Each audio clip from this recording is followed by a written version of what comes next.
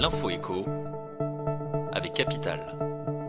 Le chiffre du jour, 1000, c'est le montant en euros maximum que vous pouvez encore payer par chèque à la Direction générale des finances publiques. Au-dessus de ce chiffre, vous ne pourrez plus payer par chèque, mandat ou virement, mais uniquement par prélèvement bancaire. Pour payer votre taxe foncière, vous aurez alors deux solutions. Soit payer en ligne sur le site officiel impôts.gouv.fr ou sur l'application mobile impôts.gouv.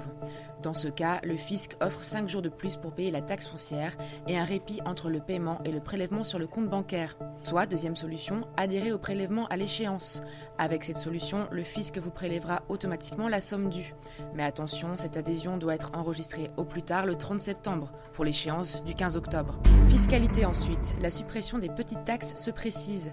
Le gouvernement vient d'établir la liste des 22 micro-prélèvements qui disparaîtront en 2019. Taxes sur les quantités de farine, contribution à la garantie sur les métaux précieux.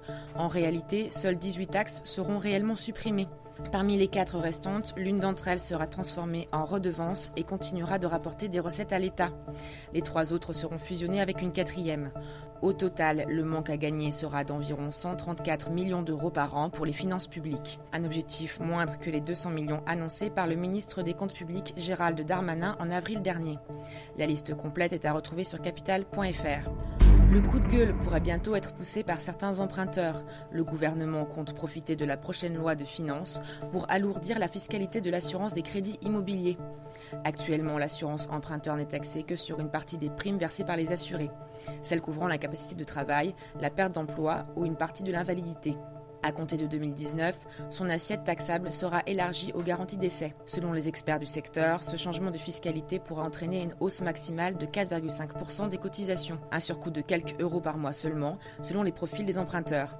Retrouvez nos simulations sur capital.fr. Emploi pour finir. Selon Emmanuel Macron, il suffirait de traverser la rue pour trouver un travail.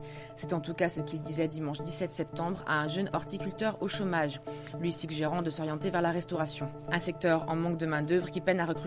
Question, faut-il obliger les chômeurs à accepter des offres d'emploi dans les secteurs en tension ? Certes, il vaut mieux être embauché quelque part que de rester au chômage, mais la reconversion n'est pas toujours évidente. En Belgique, pour motiver les chômeurs à s'orienter vers des secteurs en manque de bras, le gouvernement leur offre une prime de 350 €. Une disposition transposable en France. Vous êtes invité à vous prononcer sur capital.fr dans la rubrique polémique.